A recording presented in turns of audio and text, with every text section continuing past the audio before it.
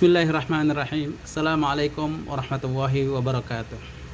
Alhamdulillah, wassalatu wassalamu ala rasulillah wa ala alihi wa sahbihi mawalah, amma ba'd. Jamaah sekalian yang dirahmati Allah, setelah kita beberapa kali absen dalam pelaksanaan pengajian rutin kita, alhamdulillah sekarang dipertemukan kembali dalam bentuk kajian secara virtual. Mudah-mudahan selama ini kita senantiasa dijaga oleh Allah Ta'ala, senantiasa dilindungi oleh Allah Ta'ala, dan senantiasa mendapatkan rahmat, kasih sayang, dijauhkan dari segala macam musibah, dan diselamatkan dari segala macam mara bahaya. Jamaah yang dirahmati Allah, terkait dengan wabah corona, yakni COVID-19 ini, beragam sikap orang terhadap penyikapan musibah ini. Ada yang ekstrim kanan, ada yang ekstrim kiri. Yang ekstrim kanan mengatakan, ngapain takut virus, jalankan aktivitas seperti biasa. Cukup modal kita tawakal kepada Allah, tidak perlu upaya macam-macam. Sedangkan kubu kedua hanya menonjolkan usaha lahiriah saja. Hari-harinya diisi dengan obrolan tips ini dan itu, seakan melupakan peran Allah SWT. Nah, sepanjang sejarah memang selalu ada dua kubu yang bertolak belakang. Padahal ajaran Islam senantiasa menganjurkan umatnya untuk mengambil sikap pertengahan. Dan itulah Allah Ta'ala berfirman, wa kadzalika ja'alnakum ummatan wasata. Demikian pula kami telah menjadikan kalian umat Islam sebagai umat pertengahan, dalam surah Al-Baqarah ayat 143. Memang tawakal dan upaya lahiriah bukanlah dua hal yang kontradiktif, sehingga tidak perlu dan tidak boleh untuk dipertentangkan. Suatu hari seseorang berkonsultasi pada Nabi Sallallahu Alaihi Wasallam perihal bagaimana menjaga ontanya. Apakah cukup dengan tawakal saja, lalu ontanya dilepas, atau harus bagaimana? Maka Nabi Sallallahu Alaihi Wasallam menjawab, "I'qilha wa tawakkal." Ikat ontamu lalu bertawakallah. Hadis riwayat Tirmidzi. Barangkali hadis di atas tidak asing bagi sebagian kita, apalagi para ustadz. Namun rasanya dalam kondisi kekinian perlu untuk diingat kembali, dicermati, direnungi, dan diaplikasikan. Ternyata Nabi SAW tidak cukup hanya dengan mengajarkan tawakal saja, namun juga memberikan arahan agar berikhtiar. Mengikat onta adalah suatu bentuk upaya lahiriah untuk menjaganya. Jadi, menjalankan upaya lahiriah adalah perintah agama. Bahkan tawakal tidak akan benar dan sempurna tanpa adanya ikhtiar. Maka berupayalah semaksimal mungkin dalam pencegahan atau pengobatan COVID-19 ini. Jalankan arahan para ahli kesehatan, seperti rajin cuci tangan, hindari kontak fisik langsung dengan orang lain, jalankan social distancing, jaga kebugaran tubuh, dan yang semisal dengan itu. Namun iringi seluruh upaya lahiriah di atas dengan tawakal kepada Allah Ta'ala. Sebab di tangannya lah kendali segala sesuatu.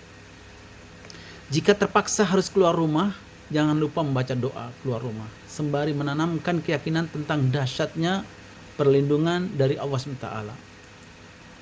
Nah, jamaah yang dirahmati Allah, seburuk apapun kondisi kita saat ini, seorang mukmin akan tetap berlapang dada dan berbesar hati, sebab dia memiliki panduan hidup dari Rabbul Alamin, dari Allah SWT, dari apa yang sudah diajarkan oleh baginda Nabi SAW. Hanya orang yang tidak punya pegangan yang tidak terjangkiti kepanikan. Hanya orang yang tidak punya pegangan yang akan selalu panik dan akan terjangkiti dengan kepanikan itu. Suatu ketika Aisyah radhiyallahu anha bertanya kepada Nabi sallallahu alaihi wasallam tentang wabah yang pernah terjadi pada waktu itu dan yang pernah terjadi juga di zaman-zaman sebelumnya. Lalu kemudian Nabi sallallahu alaihi wasallam menjawab, "Innahu kana azaban yab'asuhu Allahu 'ala man yasha' faja'alahu rahmatan lil mu'minin Falaisa min rajulin yaqa'u ta'un fayamkusu fi baitihi sabiran muhtasiban ya'lamu annahu la yusibuhu illa ma kataballahu lahu illa kana lahu mislu ajri syahid.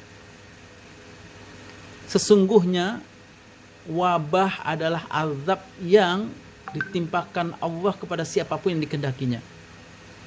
Namun dia menjadikan wabah sebagai rahmat untuk kaum mukminin.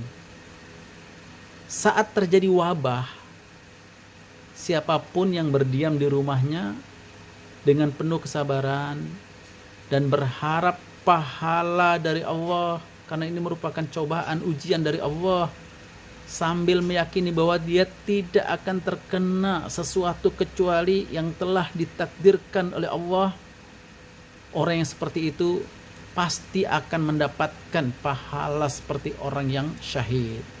Hadis riwayat Ahmad dan sanadnya dinilai sahih oleh Al-Arnaud.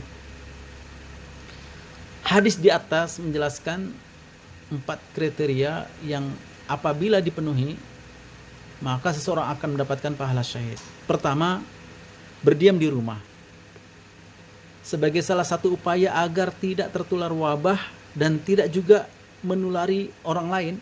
Ini tentu sangat selaras dengan himbauan pemerintah supaya kita melakukan social distancing. Itu yang pertama. Yang kedua, sabar dan ridha. Tidak banyak mengeluh, sebab ini adalah ujian dari Allah. Yang ketiga, berharap pahala menjalankan perintah Allah dan ajaran Rasulullah SAW, pahala berdiam di rumah walaupun terasa jenuh dan bosan, karena itulah yang menjadi perintah Rasulullah SAW. Yang keempat, beriman dengan takdir, bahwa apapun yang terjadi itu adalah dengan kehendak Allah SWT. Sehingga bila Allah mentakdirkan tidak kena wabah, maka tidak mungkin kena. Namun bila terkena, maka itulah yang memang telah ditakdirkan olehnya. Ketika itu kita hadapi dengan sabar, dengan tabah, itulah yang menjadi pahala dari sisi Allah Ta'ala. Nah, ujian yang berupa sakit, yang berupa kematian, itu semuanya menjadi keistimewaan bagi orang yang beriman, karena Allah SWT menyediakan pahala dan memberikan rahmat kasih sayangnya kepada hamba-hambanya yang beriman itu. Oleh karena itu, wajarlah bila Rasulullah SAW menyatakan bahwa wabah adalah rahmat bagi kaum mukminin. Namun tentu tetap harus dihadapi dengan upaya lahiriah secara maksimal dan tawakal total kepada Allah Ta'ala, sehingga dengan prosesnya wabah corona ini akan menebalkan keimanan kita, akan memantapkan tawakal kita kepada Allah Ta'ala, sehingga dengan itu diharapkan semua yang terjadi adalah menjadi hikmah, menjadi manfaat bagi kehidupan kita, untuk senantiasa mengingat Allah SWT, untuk senantiasa berharap dengan rahmat kasih sayang dan pertolongan Allah SWT. Mudah-mudahan pertemuan yang singkat ini bermanfaat bagi kita semua. Billahi taufiq wal hidayah. Wassalamualaikum warahmatullahi wabarakatuh.